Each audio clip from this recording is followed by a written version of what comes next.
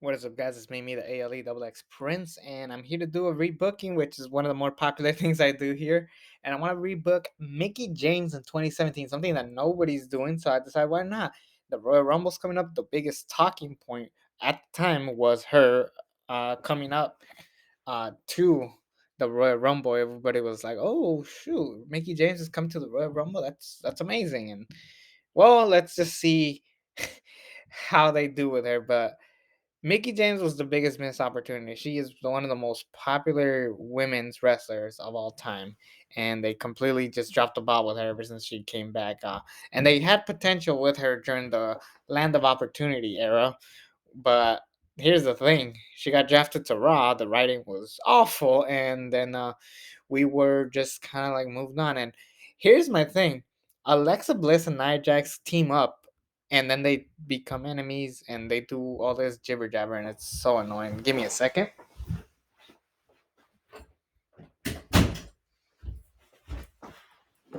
Sorry about that. I had to lock the door, but anyways, um. It should have been Alexa Bliss and Nia Jax teaming up on Raw, and then Mickie James maybe being like the underdog. But the biggest thing that should have happened with Mickie James is that she should have stayed on SmackDown, the land of opportunity. And here's why: they needed an established heel, and they needed to pretty much have someone work around the system and have like one legit good run. And I think Mickie James could have done that for SmackDown. And here is exactly how I would have booked Mickie James from 2017, the beginning of her coming out in that mass luchadora uh, gimmick where she helped out Alexa Bliss, and then in that steel cage match. From there to um, WrestleMania 34. And here's what I would do. So we'll start with the night where we revealed that Mickie James was the master luchadora. And then from there, she basically teams up with Alexa Bliss. But then over time, Alexa Bliss doesn't want to work with Mickie James, and Mickie James wants the belt. So we slightly turn Mickie James babyface heading into WrestleMania 33, making people think, oh, maybe she's gonna win. But then Naomi comes out, making it a six-pack challenge, and she is basically in that six-pack challenge. So the six-pack challenge at WrestleMania 33 goes about the same, where we had uh, Bliss defending the belt against Becky Lynch, Naomi, Mickie, Carmella, and Natalia. We'll keep that the exact same way. And then following that, we'll have Naomi win. And in the match, we'll actually have James Ellsworth screw over Mickie James, which pisses her off. And then that's going to lead to a feud between Mickie James and Carmella heading into Backlash. The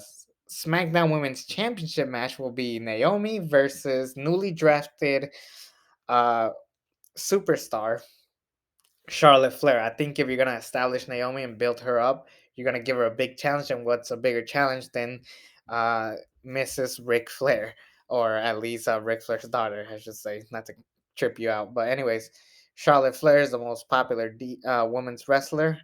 And then Carmella and Mickie James, they finish off their feud. Mickie beats Carmella. Naomi gets a clean victory from Charlotte Flair. Maybe Charlotte Flair's lost it. Maybe Charlotte Flair isn't the same. This is more important later. But then the following night on SmackDown, they announced that they're going to have a first ever women's Money in a Bank match. But we also need a number one contender to determine who will face Naomi at Money in a Bank. So this is what they're going to do. They're going to have three women's matches. So that way we could establish all of them. We're going to have three women's matches. Mickie James versus Carmella. They have a rematch. Natalia versus Tamina. And Becky Lynch versus Charlotte Flair. Um, and then the winner of all three of those matches, they'll go compete the following week in a triple threat match to determine the number one contender. And then the all of the losers will be in Money in the Bank. But this is a great way to establish all of them. So we'll start off. Mickie James beats Carmella yet again. After a victory at Backlash, she beats her again on SmackDown. And then Tamina gets the upset victory from Natalia, because if you're gonna bring in Tamina for and give her that spotlight, might as well give her a couple of victories along the way, wouldn't you say? So Tamina beats Natalia, and then Charlotte Flair beats Becky Lynch because she's a more vicious, more tougher Charlotte Flair. She needs some victories from time to time. She needs some TV victories from time to time. But anyways, the following week it's gonna be Charlotte Flair, Tamina Snuka, and Mickie James in a triple threat match to determine the number one contender for the SmackDown Women's Championship. And the winner is Mickie James. And then so the Money in the Bank ladder match will consist of Charlotte Flair, Becky Lynch, Natalia, Carmella, and Tamina Snuka. And the match goes about the same way, minus James Ellsworth climbing the ladder and picking up the briefcase. Instead, James Ellsworth helps Carmella, but Carmella is the one that picks up the briefcase. So we have that moment of the first ever Mrs. Money in the Bank, not taken by James Ellsworth. Anyways, that happens, and then later on the show, Mickie James faces Naomi. This is still babyface Mickie James, but in this exact same match, Mickie James fakes an injury. Naomi checks on her. Mickie James kicks her in the stomach, does her finisher. 1, 2, 3. Mickie James, the new SmackDown Women's Champion. The next night on SmackDown, she talks about how Naomi let her guard down. She needs to learn that a champion must have her eyes on the prize, never worry about their opponents. She just has to worry about winning. And that is why she felt. That is why I am currently your SmackDown Women's Champion. And this pisses off Naomi. She comes out, beats the crap out of her. And then that sets up a rematch at Battleground yet again. And the winner of that will be Mickie James. So Mickie James has two victories over Naomi, and this could put her on the spotlight. So I'm like, oh, okay. Uh, Naomi is over. She may have lost to Mickie James, but she has some two good matches with Mickie James, a very established superstar again, like I mentioned. And then Mickie James moves on to her next competitor. And now around this time is when Ric Flair got sick, or he was just like in a bad place, and Charlotte Flair had to take some time off TV, so she had to leave. Um, and in taking her spot is going to be Becky Lynch. So at SummerSlam, we're gonna do Becky Lynch versus Mickie James, and this will be great because at Elimination Chamber, Becky Lynch had a victory over Mickie James. So Becky Lynch knows that she could beat Mickie James. Does she? She does not win. Mickie James gets another victory, but now that Becky Lynch is more over, she's more pissed. And then around this time, she wants to go shoot the Marine, so then she'll take some time off. But at least this got her a mainstream match at one of the big four pay-per-views. But again, Mickie James wins. So now she moves on to superstars that I've been building up. Tamina. Now I'm not the biggest Tamina fan, but around the land of opportunity, you at least want to build up stars like this. Natalia, I was thinking of doing Natalia versus Mickie James, but it just sounds too boring. Natalia is a great wrestler, but she is too still. And not to say that Tamina isn't. It's just that if I'm building up some stars, you want to build up some mid card talents. And around this point, Tamina is built to be a mid card talent. What happens to Lana and all this? She sticks to being a manager for Rusev because Lana sucks on the ring. We can all agree on that. Anyways, at Hell in a Cell, Mickie James versus Tamina. Mickie James wins, and then around this time, it's Survivor Series, and the match is built. Raw Women's Champion Alexa Bliss versus SmackDown Women's Champion Mickie James, and this could be them reestablishing their story. Now they're both heels, so it could be a little bit tricky, but we could have the story of how Mickie James could be like, "Oh yeah, I trained you for a little bit, Alexa Bliss, but there's a lot that I left out, and I'm gonna show you at Survivor Series." And Alexa Bliss like, "I'm not scared of you. You're just an old, um, in the past character. You're just not relevant. And plus, I have victories over um three of the four horsewomen, Bailey, Becky, and Sasha. You haven't even been in the ring with the people that I've been in the ring with, and I have Nia Jax on my side." So we pretty much build this matchup. Um, and Alexa Bliss has had some victories. Keep in mind, Alexa Bliss's new manager is Nia Jax. So Nia Jax is a powerhouse, but she's also Alexa Bliss's. Uh, she's kind of like her Wardlow, to just kind of give you an idea, or like Michaels and Diesel, just to give you the idea.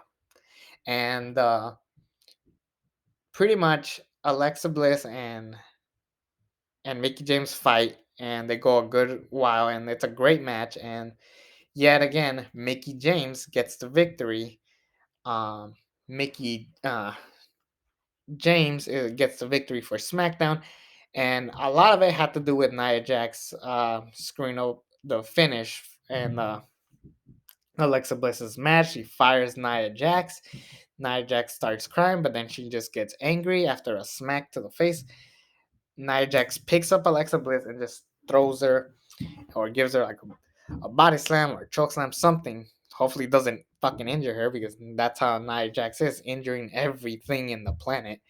And following that, um, following that, Alexa Bliss and Nia Jax start their feud up a little bit early. This is important later. Um, and meanwhile, Mickie James is still tearing the house down. Now the Riot Squad, this new group of hungry girls, are up to no good and just destroying everybody. And now the Riot Squad is just basically beating up everybody. And at this point, they need someone to like take them out. And that person happens to be Becky Lynch and Charlotte Flair. Becky Lynch and Charlotte Flair team up again to take on the Riot Squad, but then Mickie James like demands their help. So at Clash of Champions, we're gonna do Becky Lynch, Charlotte Flair, and Mickie James versus the Riot Squad, and the Riot Squad get a big victory after pinning uh, Charlotte Flair, who hasn't been the same even though she's returned. So Ruby Riot gets a shot at Mickie James's title. Mickie James gets the victory still yet again, and then up to the Royal Rumble.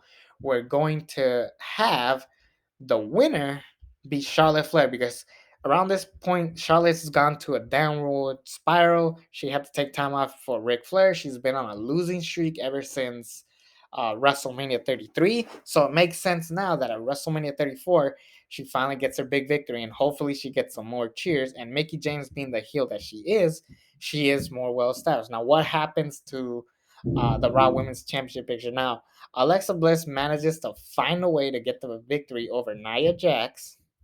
And then at the Elimination Chamber pay-per-view, it was a Raw pay-per-view, we do a Elimination Chamber match for the number one contendership for Alexa Bliss's Raw Women's Championship. It's going to be Sasha Banks, Bayley, Nia Jax, Asuka, Mandy Rose, and Sonya Deville. Those six, winner faces Alexa Bliss at WrestleMania, and the winner is Asuka, adding more big victories onto her resume. And then at WrestleMania, it should be Alexa Bliss versus Asuka, where Asuka squashes Alexa Bliss and gets her big victory at WrestleMania.